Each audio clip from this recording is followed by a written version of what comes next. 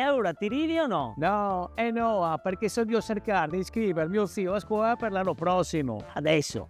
Ti iscriverà a settembre, no? Ma sei ancora da fare esami a terza media. Lo so, ma le iscrizioni sono entro il 10 febbraio. Tra l'altro devo andare anche al scientifico. Sì che c'è da fare tutto online e non so buon. E allora iscrivi al classico, no? Ah, perché so buon. Cosa ti vuoi che ti dica?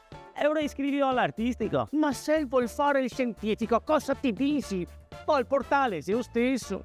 Oh, scientifico. Già mi vedo, dopo, dottor, anzi primario, in un ospedale importantissimo e conosciuto a livello internazionale, che dopo io intervista su tutti i TG. Abbiamo qui il famoso professore che ha appena terminato questo delicatissimo intervento al cervello. Adesso papà, che non sei neanche a buon di iscriverlo ai superiori. Le iscrizioni al prossimo anno scolastico vanno effettuate entro il 10 febbraio, online sulla piattaforma unica del Ministero dell'Istruzione.